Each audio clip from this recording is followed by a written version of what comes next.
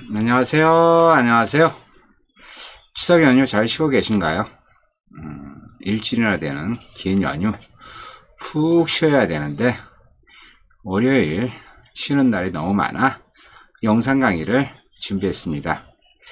비대면 강의는 하는 나도 그렇고 듣는 여러분도 조금 스트레스를 받겠지만 보강으로 강의 일정 만들어야 되고 또 16주차, 17주차 강의를 여러분들이 또 학교에 오셔서 들어야 되니까 이렇게 하는 게 학사 일정에 여러분들한테 훨씬 도움이 될 것 같아 이렇게 준비했습니다. 지난번 이야기한 것처럼 본 강의는 강의를 들어서 출석을 인정하는 게 아니라 강의를 듣고 반드시 과제물을 제출해야 출석으로 인정된다는 거 꼭 기억하시고 과제물 꼭 제출해 주세요. 먼저 지난 시간에 학습한 제4장 병행 프로세스와 상호 배제 연습 문제 풀도록 하겠습니다. 자, 가시죠. 운영체제 제4장 병행 프로세스와 상호 배제 연습 문제 풀도록 하겠습니다. 자, 1번 문제. 병행 프로세스의 고려사항이 아닌 것은 1번 공유 자원을 상호 배타적으로 사용해야 한다. 2번 병행 프로세스 사이는 협력이나 동기화가 되어 있어야 한다. 3번 병행 프로세스들은 프로그래머가 외부적으로 스케줄할 수 없도록 한다. 4번 교착 상태를 해결하고 병행 프로세스는 병렬 처리도를 극대화하도록 해야 한다. 교재 138쪽에 보면은 지난 시간에 했죠? 이네요. 이거 병행 프로세스의 문제, 그죠? 공유 자원을 상호 배타적으로 사용해야 되고 동기화해야 되고 교환이어야 되고 결정성을 확보해야 되고 교착 상태 해야 되고 병행 프로세스 수행 과정에 발생하는 상호 배제를 보장해야 한다 얘기했죠, 그죠? 그래서 여러분들 답은 몇 번이요? 요거. 병행 프로세스들이 프로그래머가 외부적으로 스케줄링 할 수 없도록 한다, 할 수 있도록 하겠죠, 그죠? 그래서 1번은 답이 3번입니다. 그 다음에 2번 한 프로세스가 공유 메모리나 공유 파일을 사용할 때 다른 프로세스들이 사용하지 못하도록 배제시키는 제어 방법.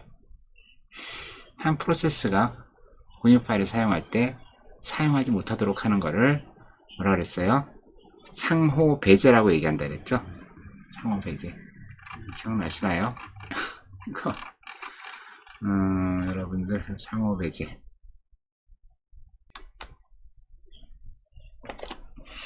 상호 배제. 뮤추얼 익스클루션. 병행 프로세스에서 하나의 자원을 공유 시 다른 프로세스 동일한 일을 할 수 없도록 하는 거. 그래서 여기 보면 데드락은 뭐예요? 교착 상태를 얘기하는 거고, 인터럽트는 뭐예요? 프로세스를 사용하고 있으면은 중간에 중지시키는 거. 요게 상호 배제. 요건 뭐죠? 크리티컬 섹션이라고 그래요. 임계 영역이라고 그러죠. 그러면 한 프로세스가 공유 메모리나 공유 파일을 사용할 때 다른 프로세스들이 사용 못하도록 제어하는 방법을 우리는 뭐라고 얘기한다 그랬어요? Mutual Exclusion, 상호 배제. 그 다음에 3번 상호 배제 방법을 사용하여 임계 영역을 보호했다. 다음 설명 중 옳지 않은 것은 3번. 1번 뭐예요? 어떤 프로세스가 임계 영역 내의 명령어 실행 중 인터럽트가 발생하면 이 프로세스는 실행을 멈추고 다른 프로세스가 이 임계 영역 내에 명령어를 실행한다. 그럼 안 된다고 말씀드렸죠, 그죠? 여러분들 이 그림 혹시 기억나시나요?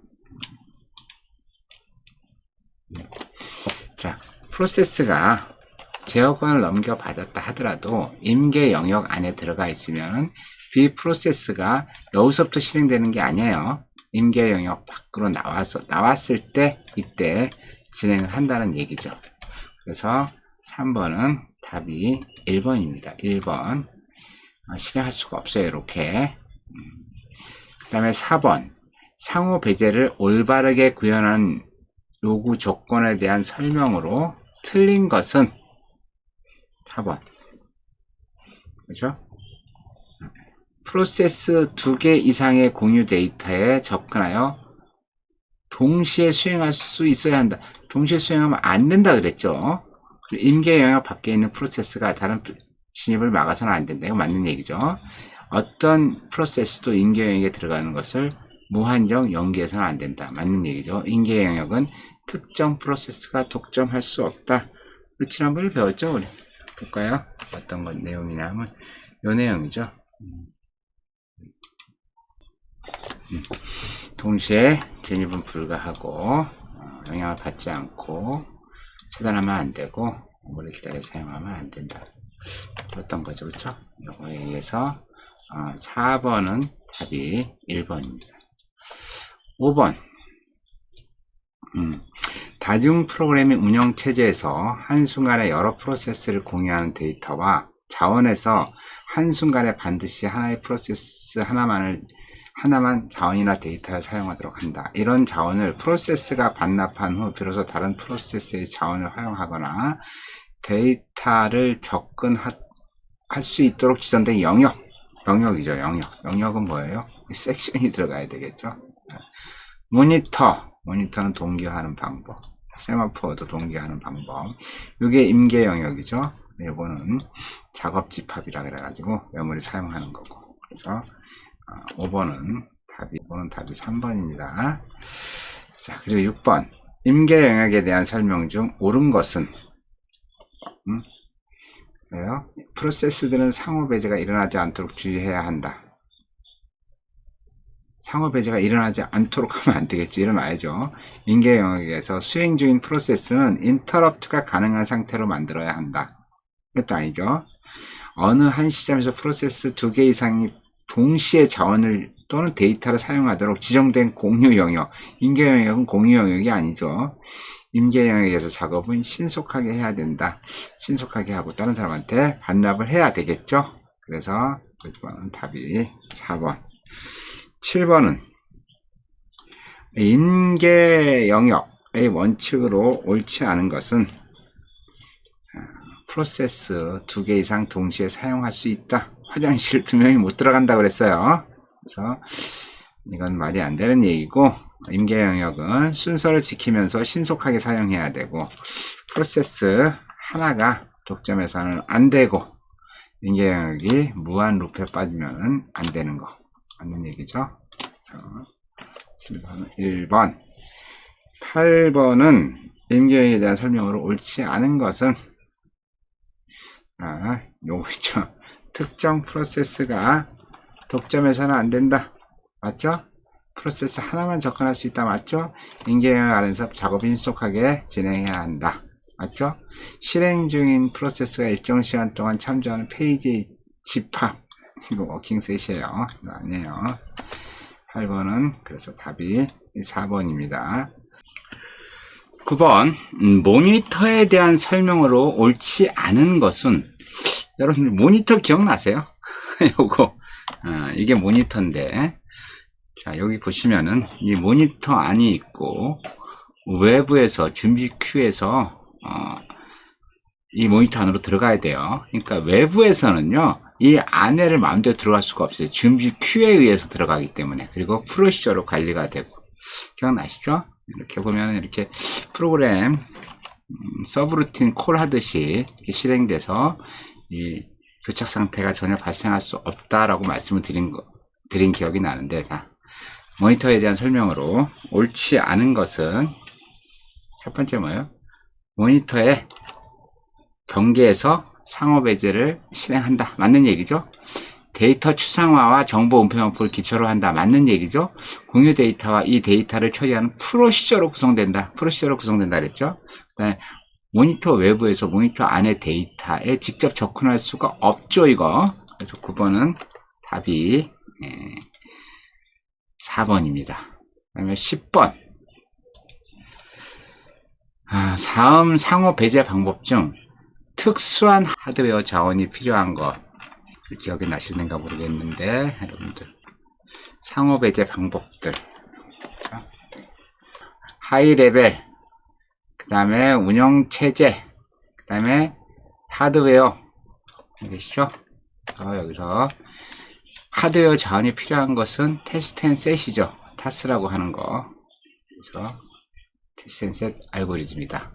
그 다음에 11번 데커 알고리즘에 대한 설명 중 옳지 않은 것은 데커 알고리즘 특별한 하드웨어 명령문이 필요 없고 인경의 바깥에 다른 프로세스 인경의 진입을 막지 않고 무한정 기다리게 하지 않는다. 데커 알고리즘이 그래요. 바쁜 대기가 발생한다. 이렇게 말씀을 드렸는데 그걸 알고서 여러분들이 문제를 풀면 될 것 같아요.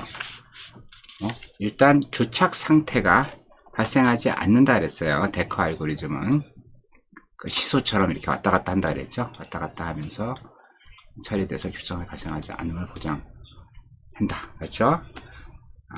그리고 프로세스가 인경에 들어가면 무한정 지원될 수 있다. 지원될 수 없다고 말씀드렸잖아요. 그렇죠? 지원될 수 없다 그랬고 이거는 상호 배제를 보장한다. 맞죠? 소프트웨어로 해결된다. 그래서 11번은 답이 2번입니다. 그 다음에 12번 상호 배제 병행하여 처리하는 프로세스 공유 자원 동시에 접근할 때 발생하는 거다. 이때 상호 배제를 해야 하는 일정 부분을 무엇이라고 하는가? 이게 있죠. 크리티컬 섹션 요거. 임계 영역. 그래서 12번은 답이 4번입니다. 13번. 다음은 무엇을 구현하는 방법인가? 데커 알고리즘, 패터슨 알고리즘, 램퍼트 빵집 알고리즘, 타스, 테스트 앤 셋 방법, 수압 명령 방법. 이 수압 명령은요, 락값이죠, 락값. 키값을 수압해서 서로 제공해 주는 건데, 이것도 마찬가지로, 뭐예요? 이것도 마찬가지로 상호 배제 방법 중에 하나예요. 수압 명령이. 그래서 13번은 답이 2번입니다. 다음은 세마포 관련된 두 연산 P와 V 연산이 있다 그랬어요. P와 V 연산. 여러분들 이거 기억나실 거예요. 제가 화장실이 하나 있다 그랬어요. 근데 화장실 갈 때 키를 가지고 간다 그랬어. 그래서 키를 하나가 있었는데 하나 가져가면 0으로 바뀐다. 그래서 P 연산은 키를 하나 빼주는 거. 그리고 V 연산은 갔다 와서 반납하면 키를 하나 플러스 시켜줘야 되겠죠. 그래서 더해주는 거. 요게 세마포의 정의예요. 그래서 여기 하나 여기 마이너스 시켜주고 가는 마이너스 시켜주고 나는 뭐예요? 나는 플러스 시켜주는 거죠. 그래서 답이 몇 번이요? 답이 3번입니다. 키를 가져가면은 하나 빼주고 키가 다 사용하고 가져왔다 그러면 하나 더 해주고 이렇게 되는 거죠. 15번 세마포 연산 중 틀린 것은 세마포 연산은 처리 중에 인터럽트 해야 된다. 원자적 연산이라는 얘기겠죠. 원자적 연산. 여기 인출하고 감소하는 걸 갖다가 만 사이클을 해야 된다. 그래서 이거 원자적 연산이라고 말씀드렸던 것 같은데. 그래서 여기 세마포 연산은 처리 중에 인터럽트를 하면 돼요, 안 돼요? 이거 안 됩니다. 이거 원자적 연산이 안 되기 때문에 이거 답이 1번입니다. 1번. 나머지는 다 맞는 얘기예요. 그 다음에 16번 세마포 관련된 설명 중 틀린 것은 세마포 틀린 것은 여러분들 상호 배제 문제를 해결하는 데 사용한다. 맞죠? 정수의 변수로 양의값만 가진다. 여러 프로세스가 동시에 그 값을 수정하지 못한다. 세마포 연산 처리 도중에 인터럽트 해서는 안 된다. 맞는 얘기죠? 다 맞는 얘기인데 여기 있죠. 정수의 변수로 양의 값만 가진다. 요건 왜 잘못됐냐 하면요. 양의 값만 갖는 게 아니라 세마포는요. 이진 세마포든 개수 세마포든 있는 것처럼 이진 세마포 그죠? 키가 0이면은 사용 못하는 거고 키가 1이면은 사용할 수 있는 걸 이진 세마포라고 얘기한다 그랬고 여기 개수 세마포는 이렇게 0보다 크면은 사용이 가능하고 0이면은 사용이 불가능하다 이 얘기 했잖아요. 그럼 결국은 0이 들어가는 거잖아. 0은 양의 정수가 아니잖아요. 그래서 답은 몇 번이요? 여기 답은 정수의 변수로 양의 값만 가진다. 요게 답입니다. 17번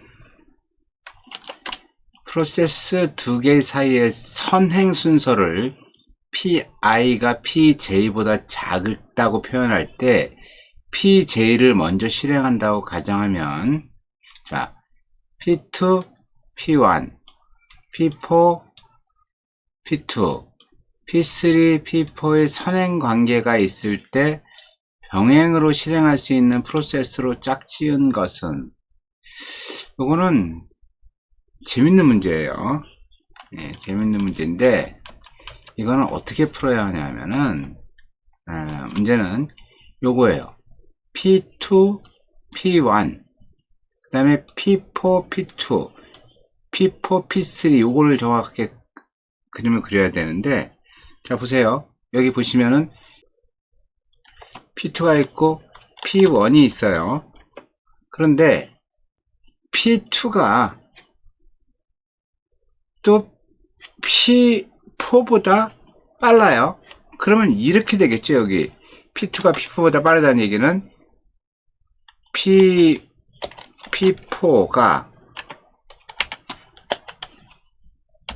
P2보다 빠르다. 그럼 결국 이 얘기는 무슨 얘기예요? 이 얘기는 P4, P2,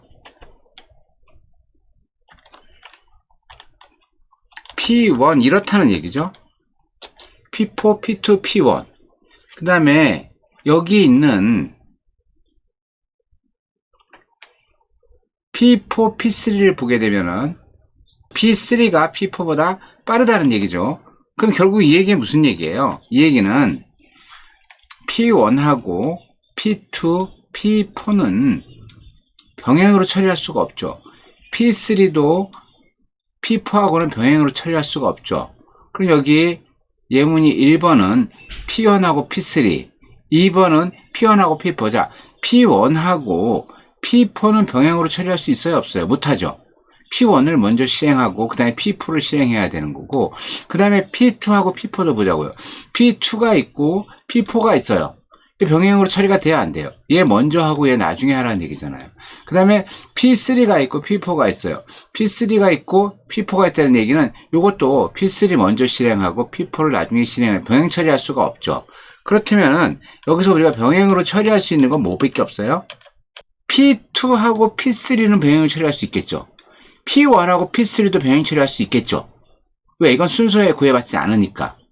그러면은 여기 정답이 P1, P3 P1하고 P3가 있잖아요. 그죠? 근데 여기 답이 이게 아니고 1번 해가지고 P2, P3 요렇게도 요게 정답이 되겠죠. 요게 이해 되셨나요?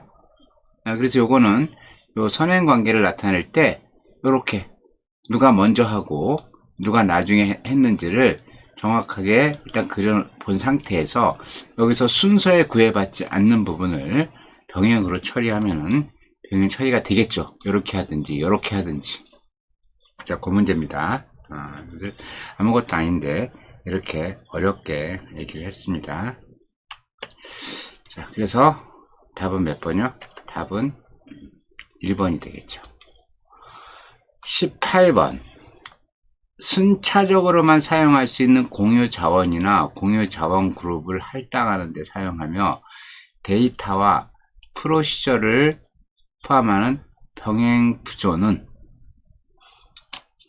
순차적으로 사용할 수 있는 공유 자원 여기 보면 프로시저를 포함하는 병행성 구조 있죠. 이거는 뭐밖에 없다 그랬어요? 모니터밖에 없다 그랬어요. 모니터. 그래서 버퍼는 우리 속도를 갖다가 조절하려고 만들어지는 거고, 채널 아니고, 세마포어도 이제 뭐 공유자원을 할당할 때 사용하는데 프로시저는 없죠. 세마포어에는. 그래서 이거는 답이 18번은 답이 3번입니다. 19번 모니터에 대한 설명으로 옳지 않은 것은 모니터의 경계에서 상호 배제를 시행한다. 데이터 추상화와 정보 은폐 방법을 기초로 한다. 순차적으로 재사용 가능한 특정 공유 자원이나 공유 자원 그룹을 할당하는 데 필요한 데이터 및 프로시저를 포함하는 병행성 구조이다. 다 맞는 얘기죠? 다 맞는 얘기인데 얘가 틀리죠? 모니터 안의 데이터는 모니터 외부에서도 접근할 수 있다. 모니터 안의 데이터는 모니터 외부에서 접근할 수 없다고 말씀드렸어요. 왜 없어요? 아까도 그림을 보여드렸지만 이거 보세요. 이게 모니터 안의 구조예요. 모니터 안의 구조인데 여기 외부가 접근할 수가 없어요. 그래서 이거는 19번은 정답이 몇 번이요? 정답이 4번이다. 20번입니다. 병행 프로그래밍 방법에서 발생할 수 있는 오류를 방지하는 방법이 아닌 것은, 자, 상호 배제를 해야지만 병행 프로그램에서 오류를 방지한다고 얘기했어요. 프린터를 사용하는데 둘이 동시에 들어오면 안 된다고 그랬어요. 그 방법으로 세마포어라는 게 있고, 모니터라는 게 있고, 테스트 앤 셋이라는 게 있고, 데커, 램퍼트, 방식 알고리즘 이런 게 있다고 말씀드렸어요. 그리고 비동기화는 여기 해당되지 않겠죠. 그래서 20번은 정답이 몇 번이요? 정답이 2번입니다. 21번 모니터에 대한 설명으로 옳지 않은 것은, 자, 공유 데이터와 이 데이터 처리하는 프로시저로 구성된다. 자, 모니터는 프로시저라고 말씀드렸어요. 그리고 한순간에 여러 프로세스가 모니터에 동시에 진입하여 자원을 공유할 수 있다. 동시에 진입하면 돼야 안 돼요. 상호 배제라고 하는 거는 동시에 진입하면 안 되는 거예요. 한 사람이 사용하면은 다른 건 사용 못하는 게 상호 배제란 말이에요. 그래서 이 모니터는 상호 배제 방법 중에 하나이기 때문에 얘가 옳지 않은 거죠. 그리고 요거 모니터 외부의 프로세스는 모니터 내부의 데이터에 직접 접근할 수 없다. 말씀드렸죠? 이거 맞는 얘기고, 모니터에는 웨이트와 기다리는 거하고 시그널, 신호하고 그 두 개의 연산을 사용한다고 말씀드렸죠? 그래서 21번은 정답이 몇 번이요? 2번이 맞죠? 2번. 그 다음에 22번 모니터에 대한 설명으로 틀린 것은, 자, 모니터 자료 추상화와 정보 은폐 방법을 기초로 한다 말씀드렸어요. 그 다음에 2번 병행 다중 프로그래밍에서 상호 배제를 구현하는 특수 프로그래밍 방법이다. 맞죠? 네. 그 다음에 3번 구조적인 측면에서 공유 데이터와 이 데이터를 처리하는 프로시저의 집합이라고 할 수 있다. 자, 모니터는 프로시저의 집합이라고 말씀드렸어요. 그 다음에 4번 모니터 외부의 프로세스도 모니터 내부의 데이터에 직접 접근할 수 있다. 이건 안 된다고 계속 말씀드렸어요. 그래서 22번 답이 몇 번이요? 4번입니다. 그 다음에 23번 모니터에 대한 설명으로 틀린 것은, 모니터 내부의 자원을 원하는 프로세스는 반드시 해당 모니터의 진입부를 호출하여 공유 데이터를 접근할 수 있다. 맞는 얘기죠? 맞는 얘기고, 그 다음에 2번 구조적인 측면에서 모니터에는 데이터와 이 데이터를 처리하는 프로세서의 집합이라고 할 수 있다. 모니터는 프로세서의 집합이라고 말씀드렸어요. 계속 모니터 외부 프로세스도 모니터 내부의 내부 데이터에 접근할 수 있다. 이건 안 된다 그랬어요. 한순간에 프로세스 하나만 모니터 안에서 활동하도록 보장한다. 23번은 정답이 여기에 접근할 수 있다. 없는 거죠. 그쵸? 24번 모니터에 대한 설명으로 옳지 않은 것은 특정 공유 자원을 할당하는 데 필요한 데이터와 프로세서를 보완하는 병행성 구조이다. 맞죠? 2번 모니터 외부의 프로세서는 모니터 내부의 데이터에 직접 접근할 수 없다. 맞죠? 3번 모니터 내부의 자원을 원하는 프로세서는 반드시 해당 모니터의 진입부를 호출해야 하고 원하는 프로세서는 동시에 내부 모니터에 들어갈 수 있다. 호출해야 하고까지는 맞아요. 근데 모든 프로세스는 동시에 들어가면 안 돼요. 병행성을 보장하기 위해서 상호 배제는요, 동시라는 얘기 들어가면 무조건 안 되는 거예요. 그래서 이게 답이고, 모니터에 사용하는 연산에는 웨이트와 시그널이 있다 말씀드렸죠. 그래서 24번은 정답이 3번입니다. 마지막 25번 문제. 모니터에 대한 설명으로 옳지 않은 것은 한순간에 프로세스 2개 이상이 모니터에 들어갈 수 있다. 너무 쉽네요. 그렇죠? 이게 정답이죠. 모니터 경계에서 상호 배제를 시행한다. 맞는 얘기죠. 모니터 외부의 프로세스는 모니터 내부의 데이터에 접근할 수 없다. 맞는 얘기죠. 특정 공유 자원이나 한 그룹의 공유 자원을 할당하는 데 필요한 데이터와 프로세서를 포함하는 병행성 구조이다. 맞는 얘기죠. 15번은 1번이 정답입니다.